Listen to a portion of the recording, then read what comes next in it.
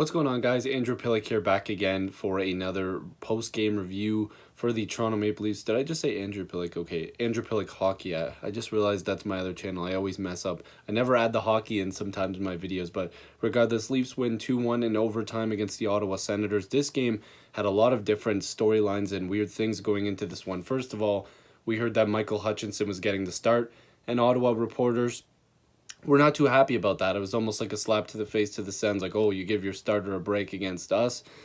It's kind of ridiculous because Hutchinson was 3-0 in his last starts, and now he is 4-0 in his last four starts. He was incredible. Best Leaf by far tonight. And Nylander was unreal. William Nylander was so good tonight. Jason Spezza, unreal. They all played really well. Those are my 3 stars if you're asking me. But then the other storyline was Dermott. He was sick, so Marincin was in. Okay, and Marincin played pretty good, except a lot of people are blaming him for screening the goalie.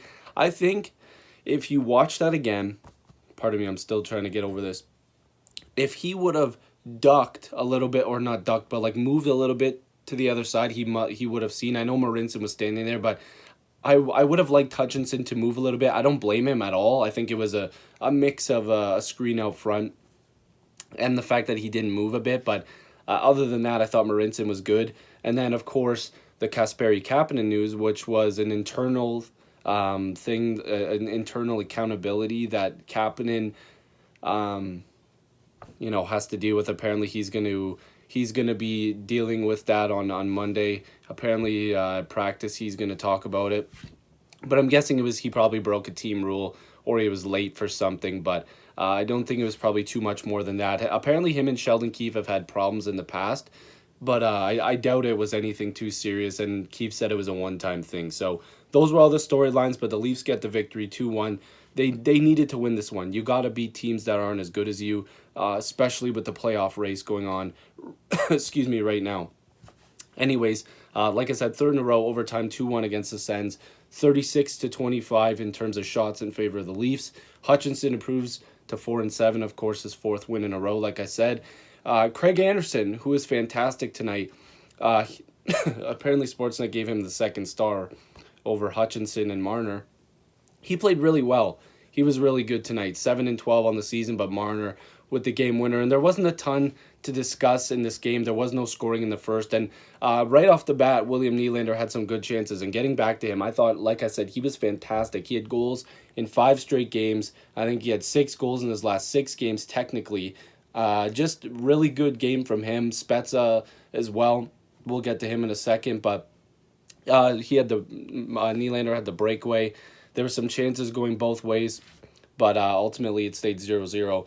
In the second period, Mark Borowicki, I never know how to say his name properly, but we all know who he is. He's a warrior out there, but he scored his 7th of the season, assisted by Dylan DeMello and Drake Batherson. That was the one where Hutchinson was trying to get around a screen, but he couldn't. And then about 4 minutes later, Jason Spezza on the power play just ripped one home for his 8th of the season. He's having his best season, points per game wise, since the 16-17 season. Really good. Before the play started, it looked like him and Sandin and the boys were getting the play set up. But the assists go to Sandin and Hyman. Really good to see Spezza still taking over a leadership role. As he always does wherever he goes. He's a great player, great teammate, as we've heard from guys like Tyler Seguin as well, and guys like Sandin and everybody around the NHL. And then in the third period, there were some good scoring chances. Both goalies, like I said, Hutchinson and Anderson were really good. And Mitch Marner finally scored in overtime. There was 2 power plays in overtime, which is rare. The Sens got the first one, and then the Leafs got one there at the end, and it didn't take them very long to score. It was a nice little passing play, Matthews, Marner, and Nylander. But what I really liked was Keefe took a chance. He put Tavares, Matthews, Nylander, and Marner out there. Your 4 best players statistically. They go out there and they just got it done. You got to take that risk if you want to win the game. You got to do it. So Leafs win in OT 2-1.